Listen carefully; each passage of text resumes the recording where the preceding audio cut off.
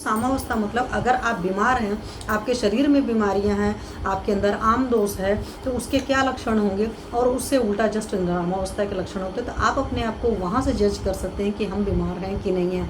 तो how we can जज we are healthy और नॉट। तो उसके लिए हमारे आयुर्वेद में अष्टांग हृदय में बहुत बढ़िया सा श्लोक दे रखा है। मैं उसे इस श्लोक का अर्थ बताऊंगी, क्योंकि श्लोक बताएंगे तो कुछ लोग को बहुत बोर सा लगेगा। तो उसमें बोला है स्रोतों का अवरोध। तो सिंपल सी बात है, आप स्रोतों के अवरोध को सिंपल तरीके से ये समझ सकते हैं कि जो हमारे नेचुरल अर्जेस को जिस टाइम निकलना चाहिए था उस टाइम अगर नहीं निकल रहे हैं, या हमको कॉन्स्टिपेशन हो रहा है, या यूरिन करने में प्रॉब्लम हो रही है, या कुछ भी इस तरह की कोई भी चीज़ तकलीफ हो रही है, तो इट मीन्स कि ये स्रोतों का अवरोध है। ठीक है, एकदम सिंपल लेमैन की लैंग्वेज में अगर आपको समझना है तो मैं आपको ऐसे समझा रही हूँ। दूसरी चीज़ है बल की हानि। आजकल जैसे मेजॉरिटी पेशेंट्स हैं वो आकर कहते हैं कि मैम ताकत नहीं लगती है, शरीर के अंदर बल की कमी हो गई है, थोड़ा सा काम करते हैं बहुत थक जाते हैं, सिर्फ घर के कपड़े ही धो रहा, मशीन ही चलाई, मतलब हाथ से नहीं धोना है किसी को, उतने भर में ही थकान हो जा रही है। तो अगर आपके अंदर लिथर्जीनेस बना हुआ है, बल की हानि बहुत जल्दी महसूस कर रहे हो, आपने 1 घंटे काम किया और हालत ख़राब हो रही है, इट मीन्स कि आप बीमार हो। ठीक है, भारीपन है, शरीर में भारी भारी लग रहा है। अभी जैसे मैं आपको बताऊं, कल मैं ट्रैवल कर रही थी, तो ट्रैवलिंग के वक्त में मैंने देखा कि एक बच्ची बैठी थी, मतलब कम एज के थे, और ये हाथ एकदम अच्छे खासे स्वेल थे, बहुत ज़्यादा स्वेल थे। तो अगर हाथ पैरों में या कहीं पर भी बॉडी में आपको भारीपन लग रहा है या पूरे शरीर में भारीपन लग रहा है, तो भी समझ लीजिए कि आप हेल्दी नहीं हैं, आप बीमार हैं। वायु का अवरोध है। अब उसका कैसे समझ सकते हैं, ये बॉडी में आपको यहाँ वहाँ दर्दें हो रही हैं। कई बार होता है ना, वायु का अवरोध होता है तो हमको लगता है यार यहाँ अटकी हुई है, वहाँ अटकी हुई है, इस तरह की चीज़ें हैं। या फ्लैटस पास होना चाहती है बट प्रॉपरली पास नहीं हो रही। फ्लैटस मीन्स अपान वायु है या अधो वायु वर्ड यूज़ करते हैं, हालांकि अपान वायु तो नहीं करेंगे क्योंकि हमारे वात के 5 टाइप में आ जाता है अपान वात। तो अधो वायु जो है, फ्लैटस जो है, फार्टिंग जो है, पास होना चाहिए। अगर वो पास नहीं हो पा रहे, इट मीन्स कि तब पर भी आप बीमार हैं। बहुत सारे लोग को देखिए, जैसे हमारे नेचुरोपैथी का कंसेप्ट है कि एक दिन में 27 बार फार्टिंग होनी चाहिए, बट बहुत सारे लोग होते हैं जिनको शायद दिन भर में 1 बार भी फार्टिंग नहीं होती है। तो प्लीज़ इस बात का ख्याल रखिए कि अगर आपके साथ इस तरह का है सिस्टम तो यू आर नॉट हेल्दी। आलस से वो जो आप काम नहीं कर रहे हो तो भी हर वक्त आलस पड़ा हुआ, दिन भर ऐसे लेथर्जी से बैठे हुए हो, अगर आपके अंदर बॉडी में आलस से बना हुआ है तो समझ लीजिए कि आप बीमार हैं। आहार का न पकना। यज्ञदीप Yadav ji, thank you sir. तो नमस्ते सर। तो आहार का न पकना, अगर खाना खा रहे हैं, अगर वो नहीं पच पा रहा है, बड़ी बड़ी खट्टी खट्टी डकार आ रही है, लग रहा है कि जो खाया था अभी तक तो यहीं पड़ा है। सुबह आपने खाया था 10 बजे और शाम के 8 बजे कहा जाए तो बोला जाए, लगेगा नहीं यार अभी ये तो यहीं पड़ा हुआ है। तो अगर इस तरह की कंडीशन है तो समझ लीजिए कि आप बीमार हैं। तो मतलब इन सारी चीज़ों का एक ही मतलब है कि प्लीज़ अपने चिकित्सक के पास जाइए, सेल्फ मेडिकेशन मत करिएगा। ये मैंने शुरू से आप लोग को कहा है। मुख स्राव, अगर जैसे होता है ना, कुछ लोग के माउथ का सलाइवा ऐसे निकलता रहता है तो मुख में बेवजह स्राव निकल रहा है बहुत ज़्यादा, या एक नॉर्मल सलाइवा का सिक्रेशन होता है, जैसे ड्राई माउथ भी नहीं होना चाहिए। जो कुछ लोग के साथ प्रॉब्लम होती है, खास करके डायबिटीज़ के पेशेंट में ड्राई माउथ हो जाता है, तो ड्राई माउथ भी नहीं होना चाहिए और माउथ में एक्सेस सलाइवेशन हो रहा है, इसका मतलब भी है आप बीमार हैं।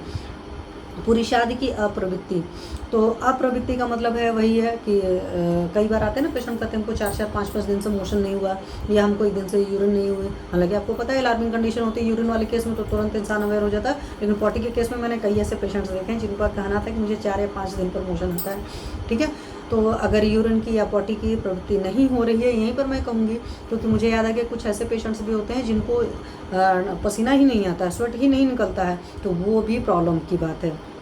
ठीक है, अरुचि है, खाने में कोई स्वाद नहीं आ रहा है। आजकल देखो ये मेजॉरिटी लोग के साथ प्रॉब्लम है, क्योंकि इसी वजह से हम उसको बढ़िया से बघारते हैं। हमको बढ़िया से बघारने की क्या ज़रूरत है? जो चीज़ जिस नेचुरल फॉर्म में अवेलेबल है, जो इंसान नहीं खा पा रहा है, जिस इंसान को जितना ऑयली स्पाइसी खाने की ज़रूरत पड़ रही है, या उसको मुँह को स्वाद ही तभी आता है, तो वहाँ से समझ लीजिए वो इंसान उतना बीमार है।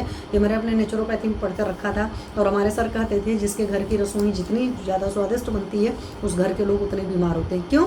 उसके पीछे वजह होती है कि वो बीमार हैं, तभी तो बहुत ज़्यादा ऑयली स्पाइसी बना रहे हैं। दूसरी बात होता है कि ऑयली स्पाइसी होने से, या बहुत ज़्यादा आप जब उसकी गार्निशिंग करते हो, जो मैं वर्ड यूज़ करती हूँ कि बहुत ज़्यादा आपने गार्निशिंग कर दी, बहुत अच्छा सा बना दिया, तो उससे क्या होता है कि आप मात्रा से अधिक आहार का सेवन कर लेते हैं। और जब आप मात्रा से अधिक आहार का सेवन कर लेते हो तो हमारे आयुर्वेद का सिंपल सा कंसेप्ट है, सर्वदोष प्रकोपक होता है, मतलब दुनिया की हर बीमारी को न्योता देता है मात्रा से अधिक आहार। जैसे आज के डेट में बोलते हैं ना कि हर इंसान जो बीमार है वो खाना न खाने की वजह से नहीं बीमार है। आज की डेट में मेजॉरिटी लोग सिर्फ इसलिए बीमार हैं कि वो मात्रा से अधिक आहार खाते हैं। और होता क्या है कि एक क्रेविंग होती है, अंदर लालच होती है कि उनको पता है 2 रोटी खा लिया था पेट भर गया है, तो थोड़ी सी इतनी सी जगह अंदर बॉडी में है, उनको लगता है अभी इतनी है, उसके ऊपर 1 रोटी और खा लेते हैं। तो जब कभी भी आप एक्सेस खाना खा रहे हैं, इसलिए कहा जाता है कि आपकी जो भूख है आप उससे कम खाइए। लेकिन नहीं, हमारी तो आदत है कि हम अपने यूपी बिहार के लैंग्वेज में बात करें, गटाई भर के खाएंगे। तो ये जो गटाई भर के खाने वाला कंसेप्ट है, ये बहुत बड़ा ख़राब जगह है।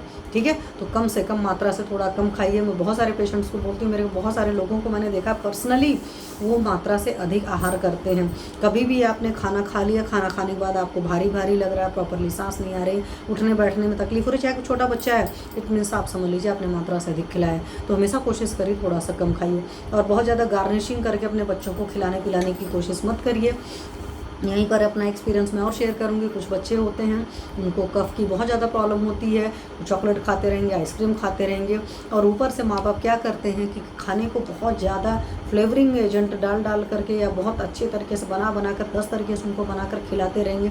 जिस इंसान को भूख लगती है ना, वो खाने में नहीं पूछता कि क्या बना है, या जिसको प्यास लगती है, कहते हैं ना, वो एक स्टोरी थी ना कि जिसमें वो एक लड़का रहता है, रेल में बंदा बैठा रहता है, तो पूछता है इस पानी का दाम कितना है, तो वो चला जाता, तो दूसरा बंदा बोलता है कि तुमने क्यों ऐसे बोला, तो वो बोलता है ना कि अगर किसी को प्यास लगी होती तो पहले पानी पीता है फिर दाम पूछता है, उसने पहले दाम पूछ लिया, इसका मतलब है कि उसको प्यास ही नहीं लगी थी। तो जिसको अच्छी भूख लगेगी, पक्का सी बात है, वो नहीं पूछेगा क्या बना है, कैसा बना है, कितना, क्यों बना है, वाला हिसाब किताब होता है। बहुत सारे लोग घरों में देखते नहीं, पूछते हैं आज क्या बना है, मतलब जैसा बना रहेगा आपकी भूख उससे आपसे डिसाइड होगी। भूख तो परमात्मा की तरफ से बना है सिस्टम ना, बॉडी का एक अलग सा सिस्टम है। लेकिन आज की डेट में क्या है कि हमने अपनी बॉडी को इतना ज़्यादा करप्ट कर लिया है कि ना हमें असली भूख पता है, ना हमें असली प्यास पता है, ना असली नींद पता है, और न ही जो भी हमारे नेचुरल अर्जेज आते हैं उनका भी हमें एग्जैक्ट नहीं पता चलता है, असली नहीं होता है। वो भी एक ब्लिंक ऑफ आई तरह आती है, जैसे नींद भी ब्लिंक ऑफ आई की तरह आती है। इसी तरीके से बहुत सारे लोग यूरिन या पॉटी का प्रेशर रोकते हैं, और बाद में जाकर उनके ये सब सारे प्रेशर या नेचुरल अर्जेस भी सही तरीके से नहीं आते हैं, और उस वजह से भी उनको मेन तकलीफ होती है। तो प्लीज़ और आप मेरी बात से सहमत वो लोग होंगे जिनके साथ इस तरह की तकलीफ होगी, ठीक है। तो प्लीज़ इन चीज़ों का ख्याल रखिए। उसके अलावा हो रहा ग्लानि है, बेबात का हमेशा अगर आपको दुख बना रहा है तो ये भी समझ लीजिए कि आप बीमार हैं। तो ऐसे सारे कंडीशन में सेल्फ मेडिकेशंस मत करिए, अपने चिकित्सक के पास जाइए और उनसे पूछिए कि आपके लिए क्या बेहतर है। चिकित्सक के पास सिर्फ आप फीस बताने के लिए जाते हैं ना, मतलब कि नहीं जाना चाहते हैं, ऐसा काम मत करिए। मैंने हमेशा शुरुआत से बात करी कि एस्ट्रोलॉजी का कंसेप्ट है, हर किसी का अपना कोई ना कोई कार्मिक अकाउंट होता है, उसको फिलअप करने के लिए होता है। दूसरी बात है कि